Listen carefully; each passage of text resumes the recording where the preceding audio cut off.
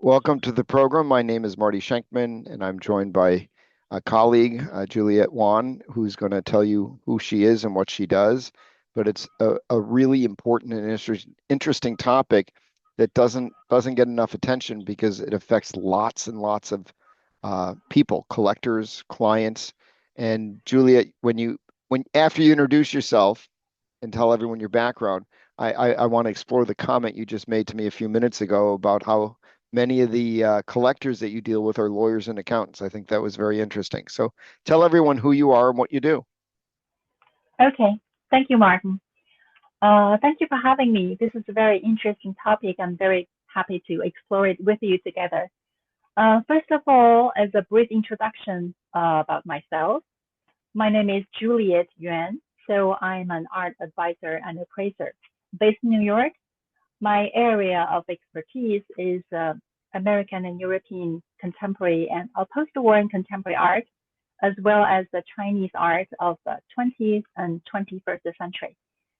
So if I want to use one sentence to describe my work, I think my work is to help collectors, families, attorneys, advisors understand, document, and manage art assets before they become a problem for them, especially legal, tax, and family problems.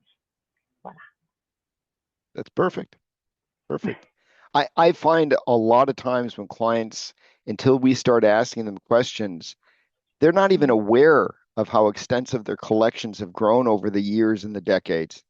And a starting point is, yeah, you better actually deal with this and maybe start with getting a professional in to do an inventory so you even know what you have. Can't exactly plan for what Absolutely. you don't know. So just I thought it was interesting. Just when I was saying the audience is typically mostly attorneys, accountants, and financial advisors, and you said, "Oh, a lot of the collectors you deal with are attorneys, accountants, and financial advisors." Just comment on that. I thought it was interesting. Well, I think I don't know how many uh, I actually can define as many, but it's true. A lot of my clients, they do come from a law, legal, financial field. So I think they are actually the easiest clients because they, as you said, they are aware of the documentation, the importance of documentation. And I would say many other clients I have, they don't share this awareness. They're actually, I would never say clients are difficult because that's how they are supposed to be, right? And we might be difficult clients to other professionals. But I think if I can name one biggest problem we have to deal, no matter you are legal professional or financial professional, or like me, I'm a appraiser or advisor, the first thing is really the documentation. Very often clients came to me, they approach me, they would say, oh, we have such and such paintings that my grandma kept for many, many years, but we don't know how much it's worth. And we want to do a charitable donation, we're ready to make a plan, a state plan with a lawyer.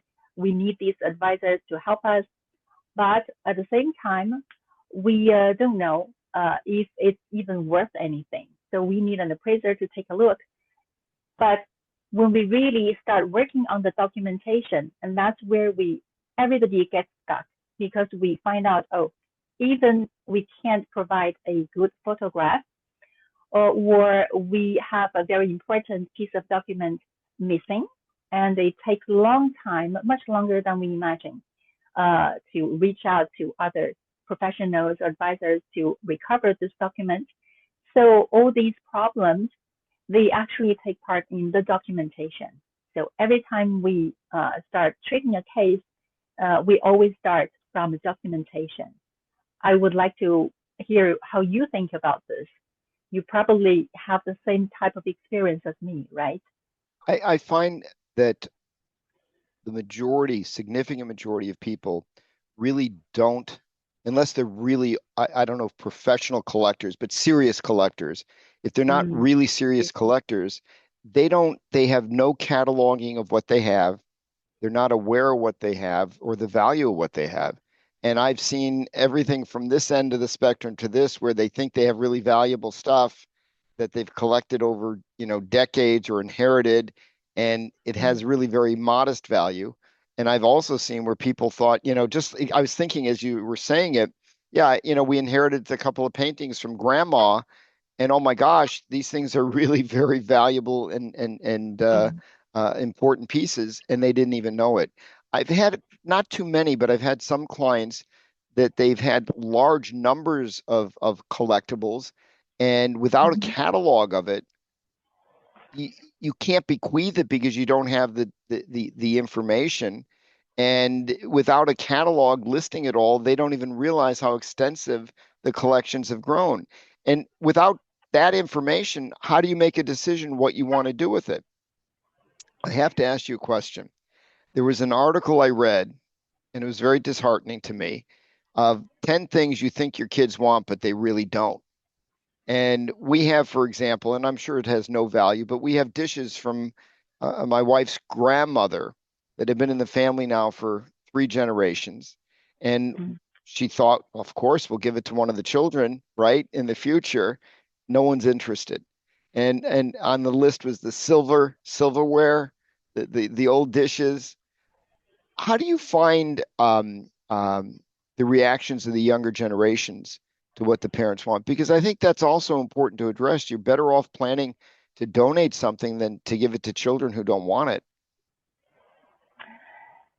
I completely understand the issue you're sharing with me, and I feel sorry.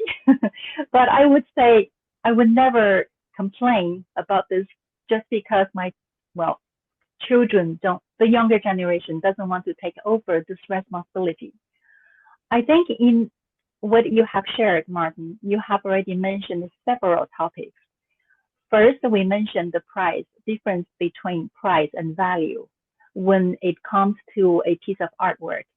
Second is what is exactly included in the art, how we define whether we're facing a piece of artwork or we're facing a decoration. So there is a huge difference in terms of the definition, in terms of the forms, in terms of the medium, and many other factors we need to really understand. And the third is the family succession issue. What is the generation? Well, parents, they spent decades to grow a collection, and they keep really, they think the collection is so dear to their heart, but the children don't share the same taste, interest, and especially the children. I think even the parents, they don't realize that taking over such a scale of art collection, that's a huge responsibility. Not only the children need to think about, it's not only the value issue, it's really first of all how you are going to take care of take care of this collection, and how you understand the collection culturally, financially, and how you understand family legacy, and how where are you going to store it, where are you going to locate it, how you are going to maintain each piece, and how you are going to keep a healthy, complete documentation, including many things, invoices, provenance research documents, and sales records. I can name, I can just go on and on. So for the children, first, maybe they don't share the interest, they have their own passion, and you have to allow them to have their own life, right? Second, it is a huge responsibility for them to think about ownership issue, where they're going to put it, or maybe they don't even live in the same country as you anymore, and they want to immigrate to another place. So it's about location, where they're going to, are they capable of maintaining this whole collection? So there are many, not problems, just there is a lot for the older generation and the younger generation to discuss. So my experience is really earlier we enter in this type of difficult conversation, more options we have. This is just a common I would say, problem shared between advisors, appraisers, and the clients. So I do think earlier we entered the conversation, more options we have, and longer we have sufficient time to solve the potential problems. This is how I feel. No, it makes perfect sense because leaving it to the end, at that point in time, there's all the emotional baggage of having lost a parent or somebody else that may be bequeathing artwork. You don't know who wants it or doesn't want it. There may be one or more of the children or other heirs, nieces, nephews, whoever the heirs are, that want it and others that don't. Are you going to equalize it? How are you going to equalize it? How are you going to make those calculations? It really should be dealt with proactively. I find a lot of people just don't deal with it. And that's not usually a great result. Should I advance some of the slides and maybe we can let you go through what you have? Well, actually, we come to one of the most important issues in the art collection at the intersection of art and estate planning. I would say all these problems we raised just now, they actually return to the same problem, which is why art is so difficult to manage when it comes to making a estate plan for people, even when we make plans, strategies for wealth management. I think art is special, and many people just don't realize because it is difficult as an asset. Because first of all, there is there are those moments where collectors really don't realize that their passion has already turned into a real asset, and they really need to get professional advisors' help to manage this asset and plan, and very much in advance. So people start collecting always for love, for passion. For you, probably you have experienced those moments you felt deeply connected to a piece of object, uh, no matter it's a silver or a decorative object, or even a person, an artist, a creator who created these objects. You feel a deep connection. You feel resonance from those people's background between theirs and yours, or you feel a piece of object, it can really reflect the your family stories, or it makes you think about an old friend that you lost contact with. For whatever the reason, art art has this power. So people always start collecting from passion. But as the collection grows and it grows into a much larger scale, that's the moment people don't realize that they have an asset instead of just a passion, a hobby. So at those moments, they need to get in touch with advisors, wealth managers, or estate planning lawyers, or their CPAs. They need to find out how to manage and plan this asset professionally, and they need strategies, they need plans, and they need to do this. And first of all, they need an inventory. Create an inventory, have all your pieces registered properly and cleanly, and then they need to establish a documentation.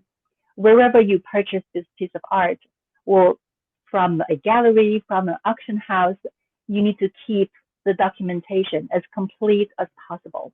Otherwise, when it comes the moment when you need to talk about your succession plan, or charitable donation plan, or renew your insurance plan with whoever you should as advisor, you find out that it's too late for you to find back to recover some missing information. And very often, these institutions who have sold you this piece, maybe they don't exist anymore. So how are you going to recover these missing invoices or documents or uh, authentic, authentic, authentication proof? There are very important documents that estate planning lawyers, they can't help. And you have to do this work by yourself. So instead of thinking about this, realizing that, oh, this is a mistake.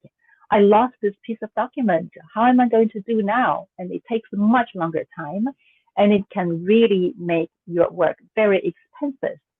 Um, I mean, there will be expensive fees involved. So I would suggest people really take the awareness of when your art collection becomes an asset and address this question seriously and professionally with your advisor's help, and then do things correctly, which is create an inventory and make a healthy documentation. And then that later, when somebody, maybe not yourself, but when somebody has to deal with this, you have everything ready.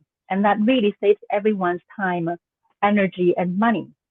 So this is this much I can share. So let me ask you a few questions.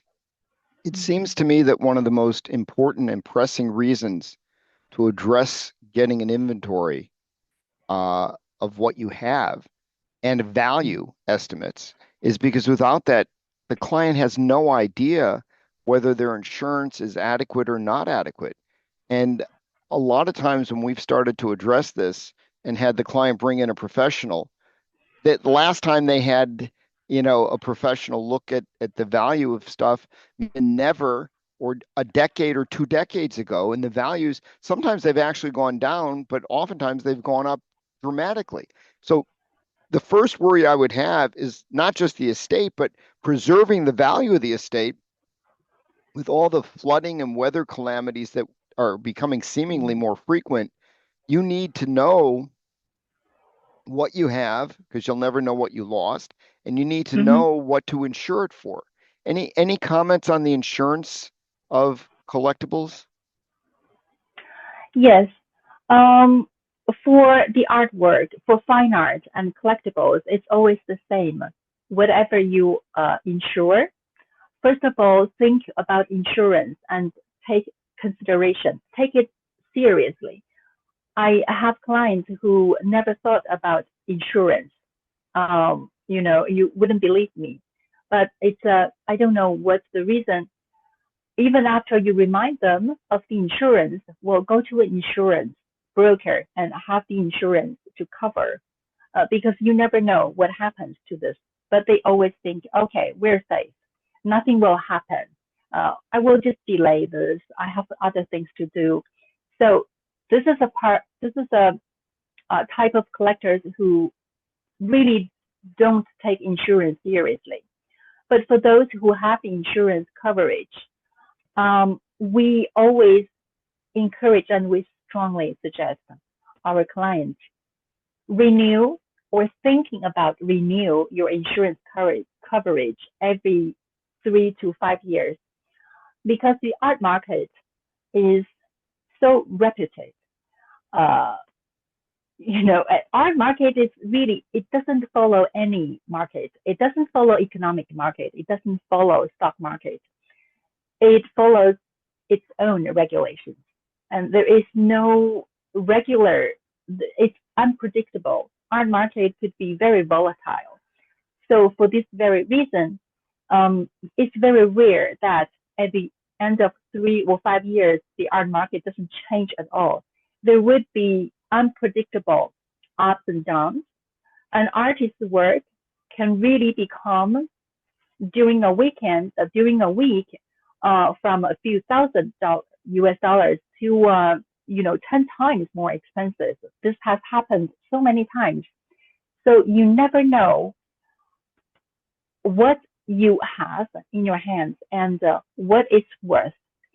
For that reason, we encourage our clients, not go to an appraiser every time you have You can go to your gallery. You can go to an auction house where you know a specialist in your field, collection field, and just track the market as often as possible.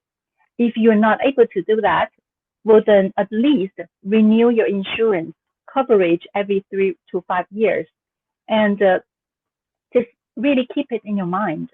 And if you can afford to hire an appraiser, not every time you reach out to an appraiser, the appraiser is going to write a full-scale formal appraisal report and then submit it to the RIS scrutiny. No, it can very well be a small thing that we do. We review your documents and we review your previous appraisals to see if the market has changed. If anything has increased, your collection has increased or decreased the value. And also here, there is another topic I would want to mention. That is the difference between price and value. It's very often I have clients coming to me and they would say, Juliet, we don't want anything complicated. We don't need you to spend a few months on this report. We don't need any written report. We just want a number. So can you just take a look up of my painting or of my artwork and give me a number? I would say this type of number is the most dangerous number for both advisors and clients. The most dangerous number for us is really the number you believe that represents the value of your artwork. And I do understand where the confusion comes from. When people don't want to go through that complicated appraisal process, they usually go to the gallery where they purchase the artwork, or they go to an auction house and they can get that number. Of course, both galleries and auction houses, they are big market experts and they know the market very well. They track the market. They see every day thousands of high value artworks. Yes, they know the number. I would say that the problem is the numbers provided by galleries and auction houses, by commercial institutions. They are all connected to buying, selling, consigning. They're all transaction oriented. They're based on transaction. So if they give you a number, the number means how much they think your piece of art is going to be sold at this given day. So it is within a commercial field, commercial context. But for professional appraisal practice, not only we need to consider comparable sales, market indicators, we also need to consider many other factors to reach the concluded value for your artwork. And these factors include an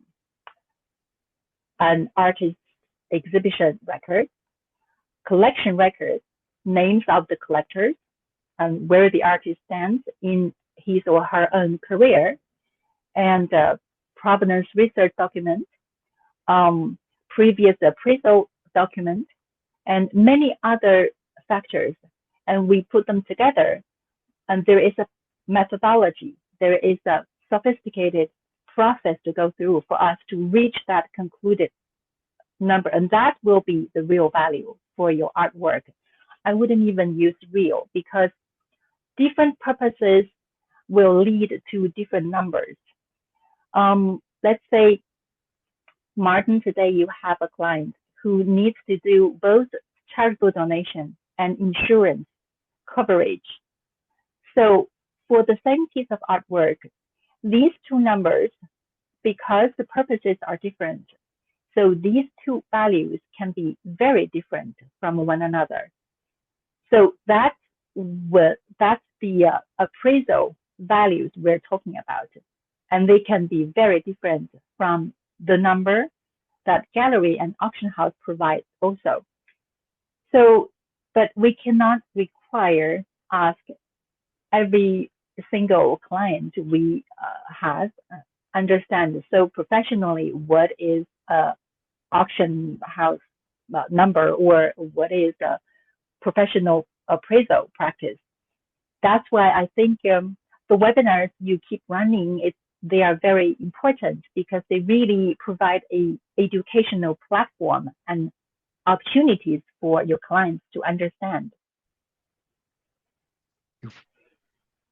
I think it's very important when practitioners are looking for an opportunity for value add, and it's becoming more and more common, for example, for financial advisors to become more involved in estate planning than in the past.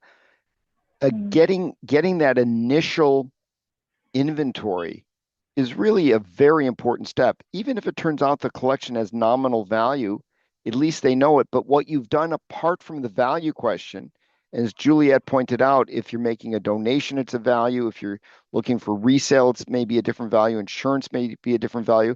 But the value of the inventory itself is well beyond just the numbers, because assembling all that data is critical. And once you've done that, and they list whatever provenance, whatever data there is on tax basis and where you purchased it, and if it was a gift, who it came from, when you got it. Once that's done, that doesn't have to be updated unless you get a new piece or sell an old piece. So the bulk of what's done is a one-time deal, and that is something that could be a huge benefit to the family, regardless of the value. And my experience is that other than, and I don't know if this is the correct terminology, but other than people that know they have valuable collections and are serious collectors, most clients that have even hundreds of thousands or even millions of dollars of art don't realize and have never inventoried what they have. So that's a starting point. Juliet, one of the things that I was sort of thinking about, a lot of clients, and I do believe the majority have never done this, they may have a shoebox where they've kept literally whatever receipts or paperwork they can find, but they've never done anything with it. So, how do you deal with that as a professional when you get the proverbial shoebox? And I know everybody's all electronic and everything's paperless, but it's not. It's not. It's often a shoebox. What do you do to address that? And then I want to explore that a little further.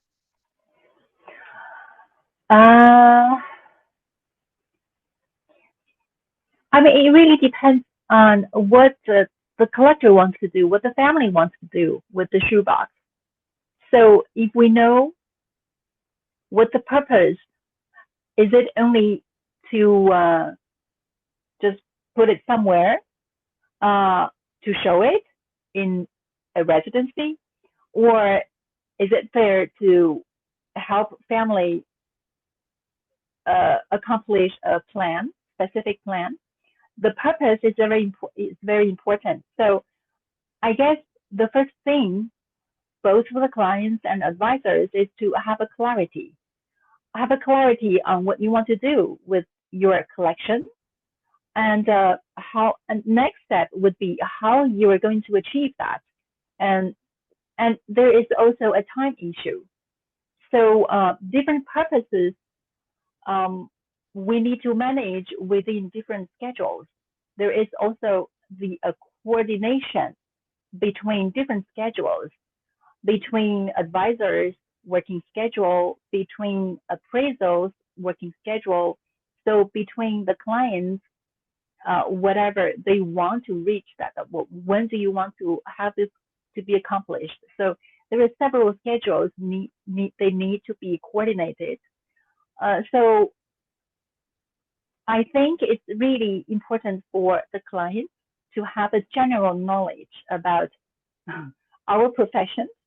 I would say that's a little bit difficult, I know, but when you deal with your wealth portfolio, for example, it might not be a shoebox, but it's a stock, shares you own, or it's a bond you own. Well, you want to be serious with the art asset with shoebox. This is just a different type of asset, but it's also an asset. As long as it represents your wealth, you need to take it as seriously as other assets. So I think once this is in their mind, in our client's mind, it will be much easier for us to communicate with them. And but first of all, I really think it's clarity. Before I know what they want to do, I don't know how I can help you. So they have to communicate with me what you want to do. I think as you're going through that process, one of the things that advisors can do, a lot of our clients are older. They don't have the technical Mm-hmm. skill or the scanning equipment to deal with the proverbial shoebox. We have staff, all of us as professional advisors, get the shoebox, get whatever paper records they have. If nothing else, but getting everything scanned into an electronic folder and then giving the client the shoebox back, at least you preserved all those records. You know, when an elderly person passes away, so often we've ended up hiring home cleanout companies, and you don't know what gets thrown out. If it's one of like 50 different boxes, it may get thrown out and those records are lost forever. Get them scanned. Yeah. It's a wonderful service to offer a client. And the other thing that I was thinking about, I'm curious if you've ever done it. I haven't done it in this context, but I'm thinking about it. We've used AI to, for example, when we've had a very significant number of entity documents or trust documents, we've used AI to collect that data because AI, Mm-hmm. and forget about the hallucinations and the client privilege, you got to obviously have a proprietary subscription. But AI is good at rifling through large amounts of data and organizing it. So you Yes. could have a staff person scan all of a client's provenance and other whatever receipts and materials, whatever they have in that shoebox, that proverbial shoebox, and then have AI create a report. That may be the first eye-popping, eye-opening understanding the client has of the scope of what they may have. Then bring in a professional. And the other point, and we've done this many times, we always encourage people bring in a professional and get that first report done because it's the only way Mm-hmm. to organize all that data. But I think now with AI and if whatever profession you're in, if you can get that stuff made, digitized so that it's available, that's really a huge help. I found clients that don't even have good photographs of their collectibles. I mean, that's something I that would should be addressed immediately. I totally agree with you, but for confidentiality issue, I don't want to share. I can't share too much about a client I'm waiting for this client to send me the photographs. And actually, this is not the first time we stuck with the photographs. You are so right, but clients are not all professional photographers. We can't ask them to be professional. Even when we take photos, sometimes our handshake and then we might not be very stable. But it's not only about this. For the art um, photographs, the IRS actually, well, when your art collection's value reaches a certain number, the IRS has a specific requirements on the quality and standards of the photographs you should Interesting. submit, and we should put into our report. Even though we don't have to write formal report for you, but photographs are so important because it really is the first step of our review of your documentation. It can save your time, energy, and money. It can make, for instance, I'm going to give you an example. This is exactly what I'm dealing with at this moment. So, okay, a Florida-based uh, financial professional.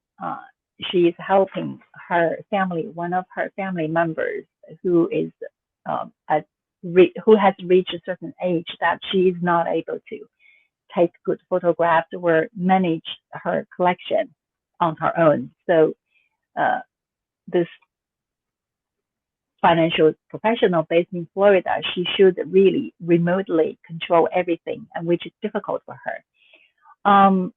And the New York-based family member, she's thinking, this old lady, she's thinking to move for the final retirement. She's thinking to move from New York to Florida to join her family.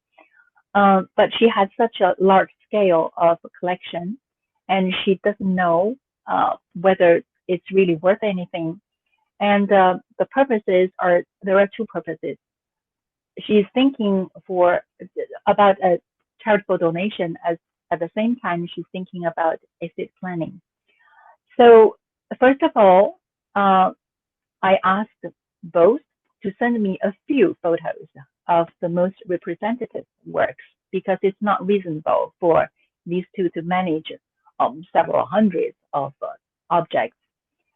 I just said, okay, to make things very simple, we start from very small steps. Send me a few representative works you think is really worth something.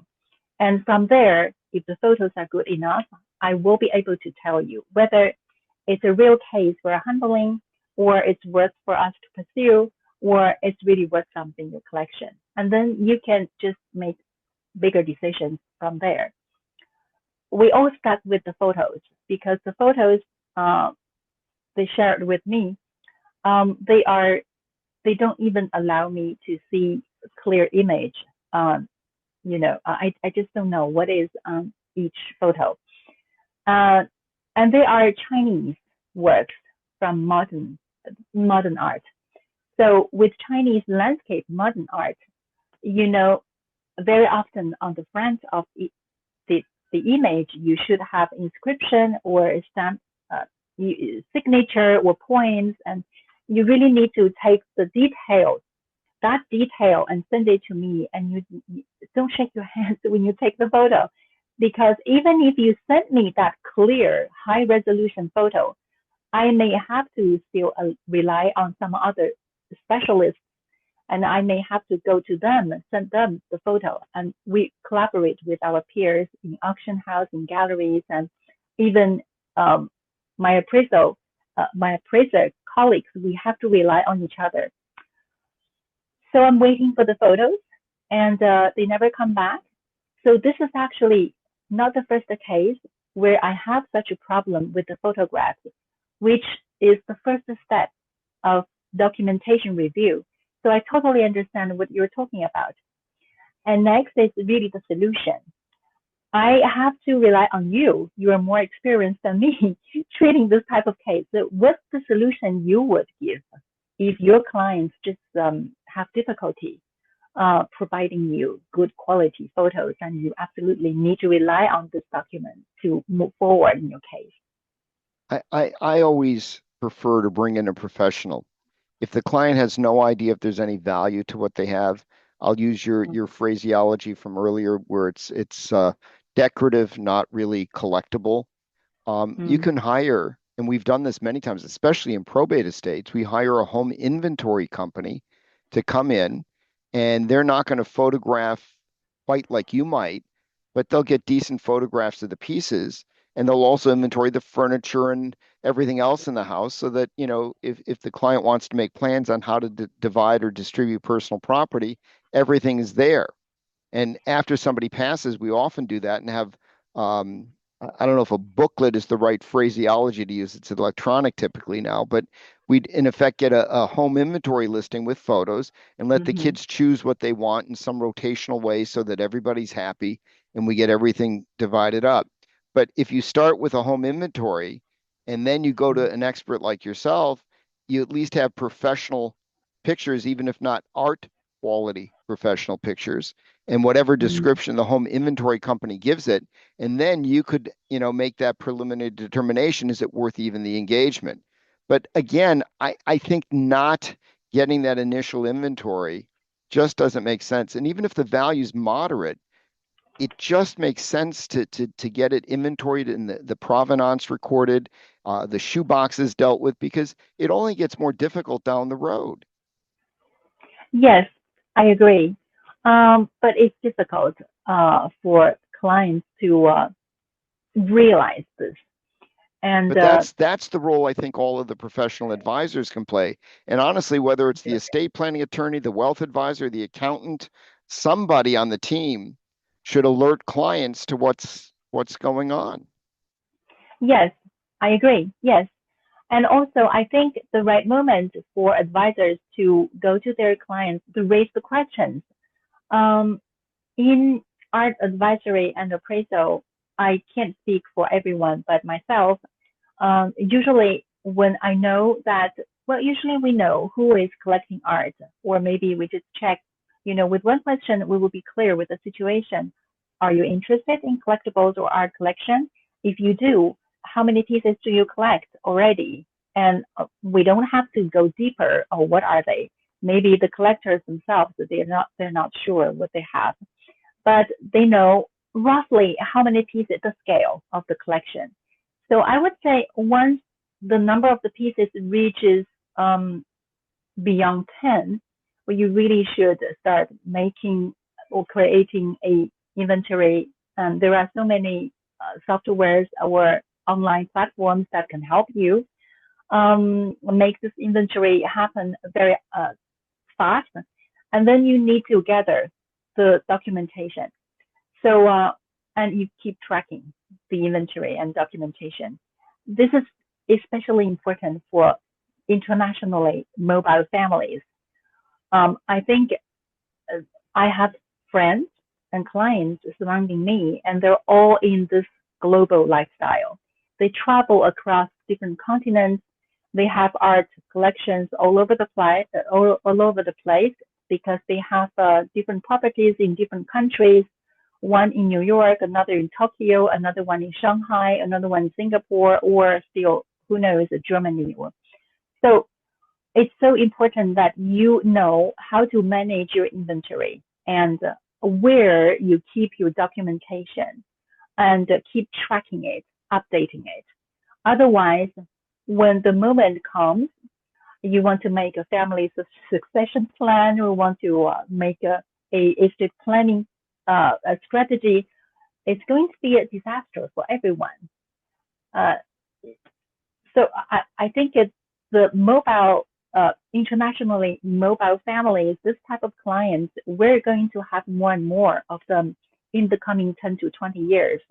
And so it becomes so common that people live in this global lifestyle. So I would say, yes, all the problems, issues we're talking about now, they're going to be only bigger and more complex in the future, but not simpler. Juliet, can you comment for the next couple of minutes on collectors versus artists? Thank you for the question. That's a great question. Uh, well, I think it's easier for me to explain this uh, from the perspective. Well, it's easier for me to explain what types of estate we have. Uh, Generally speaking, we have two types of estates, as much as I know. One is estate of regular collectors. These are some people who buy and they don't create anything by themselves. Another one is more specific. It's artist estate. So for the collector's estate, it's maybe more common we meet this type of clients and for you maybe to manage this type of estate. So the basic questions we want to ask would be where is the inventory, what is in the inventory, and where is the documentation, whether you have a complete documentation to support your collection. But for the artist estate, it's way more complex. First, we need to know when the artist passes away, um, he might have his studio where there are still many pieces that are not accomplished, not finished. And in this inventory, many of these pieces haven't entered the market yet. So this is some works that we need to treat um, specifically. And also, there are artist archives, including sketches, notebooks, or journals, exhibition records.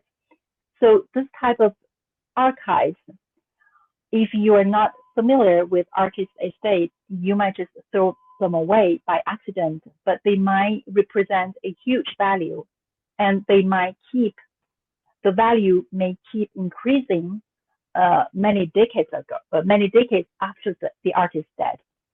So the archives are very important type of document you want to take seriously.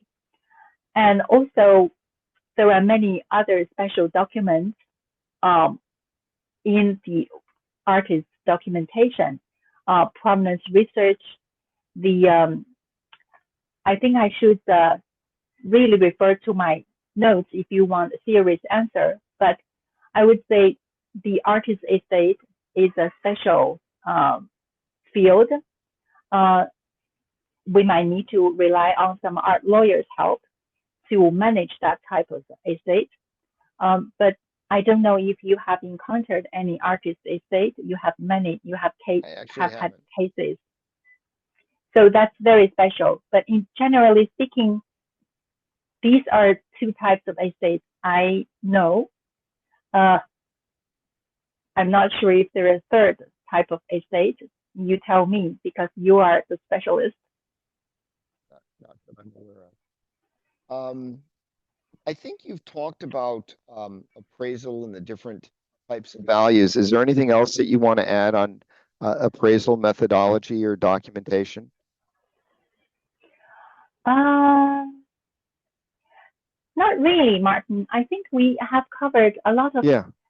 most important issues, problems. Yeah, I think almost everything is there. Mm. So maybe on this next slide, you can make a few comments about some of the competing interests. We certainly haven't talked about matrimonial matters. Uh,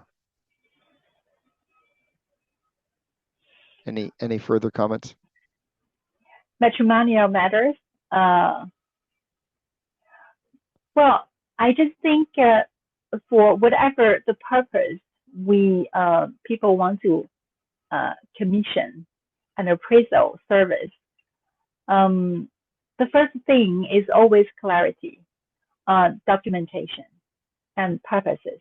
For us, it's really these three. As long as these three things are clear for us, we can move forward. We can really help clients move forward in their cases.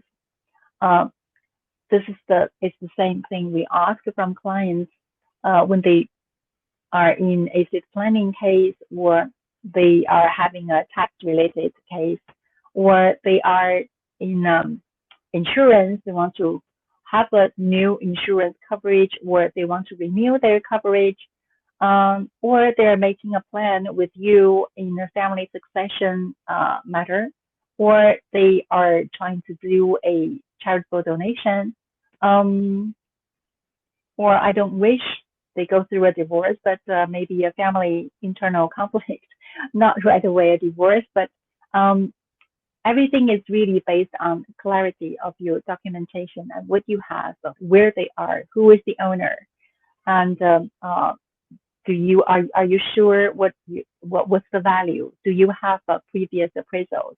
Um, yes, I think these are really the most important documents and uh, issues. Juliet, what do you see families doing in terms of succession?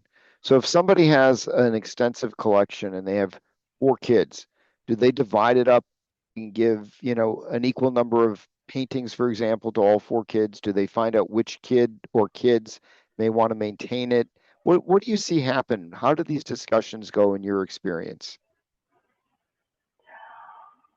To be honest with you, I haven't involved in a complicated case like this, and I really feel that it's a discussion between the older generation and the younger generation, and each family is very different.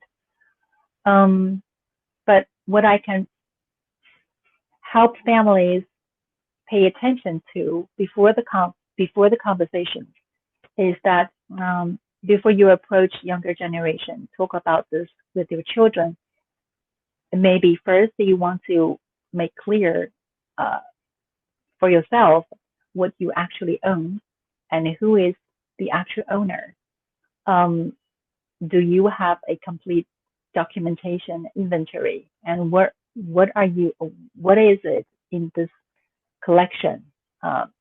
What's the value your children need to take responsibility of? Because the ownership issue could be a big issue. It could really cause family internal conflict. So as the owners, as the buyers of your collection, the creators of your collection, you want to know if you own this collection by yourself, or you share this ownership with your spouse, or actually you both are not the owners, but the trust or a company or a foundation you created together. You need to make sure who is the real owner behind this collection. And next is, well, when this is clear, you want to know what is exactly in this collection, how many pieces, where they are. Is there anything you forgot in your storage somewhere, or Freeport, or another city, in another property? So do you have all the documents collected for your children? And it's your responsibility to show all these to your children. And it's really, I think the best thing is really to, well, I might not be the right person to say that, but respect your children's choice. If they don't want it, just don't go explode it, but hear them. If they really don't, they're not interested, understand why, and understand their real passion. And sometimes maybe it's just a fear of taking too much responsibility, because it's a huge work. Whatever you have to do, and your children have to do it as well. Maybe they don't want this responsibility. Maybe they want another lifestyle, and they're into something else. You're into painting, silvers, and your children are into cars. So who knows? And One of the things that I've seen a few times is there's a whatever the value of the underlying pieces, there's a broader or bigger, greater value to the collection as a whole if the collection's significant. So we've had clients try to keep the collection intact, whether that meant giving one child or family line a collection, and if not, perhaps even donating the entire collection to charity so that it all stayed intact. Any comments or thoughts on that? well, the decision, nobody else can make decision for the family itself. So once the decision is there, I can only give some suggestions on the charitable donation. Well, if you think about charitable donation, make sure that there will be an institution who is ready to receive your donation, because that becomes the biggest issue. If the collector is a reputed collector, highly regarded collector, well, they may think about top institutions in America or somewhere else to receive the donation. Well, first start negotiating or discussing with the institution. You might be surprised, because for top institutions in America, most of the case, they don't want any donation anymore. They have too many in their storage, so they need to make room. They have their own difficulties receiving new donations. So in this case, no need to panic. You might want to think about some smaller institutions, and you might want to even think about some 501 non-profit spaces or organizations. There are many institutions. They may be the right choice for your donation.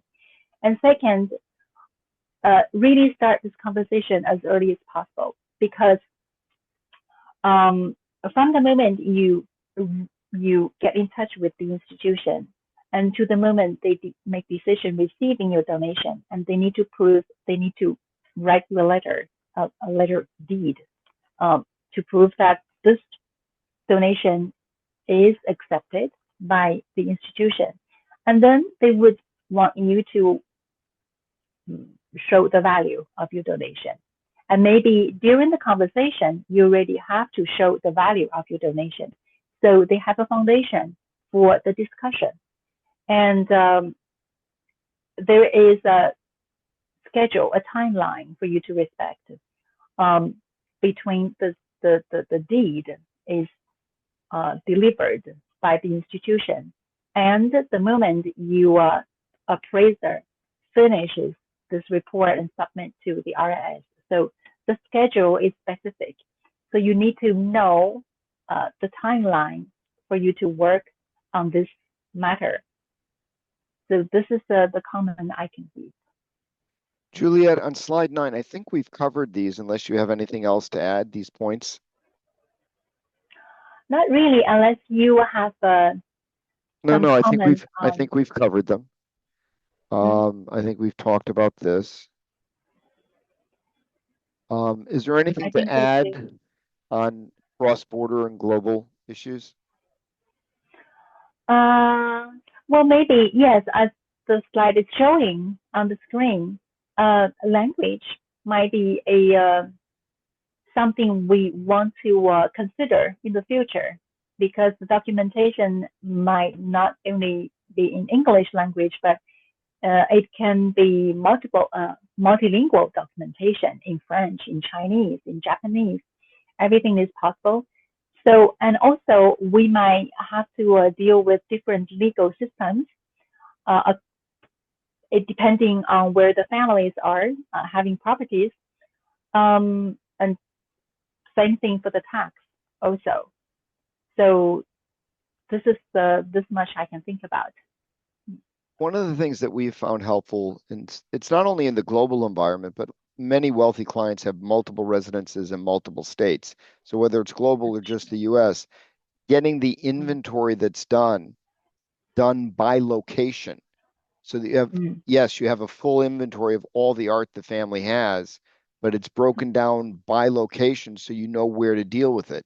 And when it's overseas, we have often found that we talk to local counsel, because certainly if there's a tax treaty, you want to address that to make sure that you're minimizing, any estate or transfer tax burdens.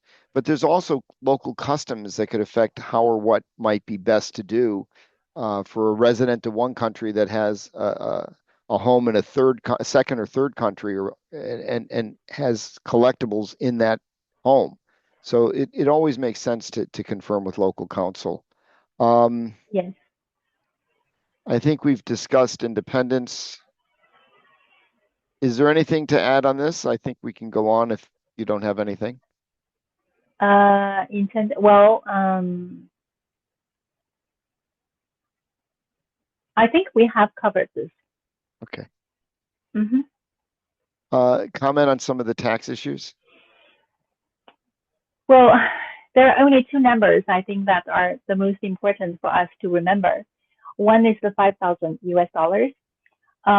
It's well, first of all, with estate tax planning, gift tax planning, and charitable donation, these are the three situations where a qualified USPAP compliant appraisal might be needed. And but not all appraisal reports need to be reviewed by the IRS advisory panel. So I think it's important to remember, when your gift, the value of your gifted artwork reaches $5,000, you need a qualified appraisal report. So you need to think about hiring a qualified and USPAP compliant independent appraiser to help you. And the second is, when the your art collection's value reaches $50,000 US dollars, and there you need to submit. You have a chance to submit your appraisal report to the IRS for the advisory panel's review. So these are the two thresholds we want to remember. Otherwise, no.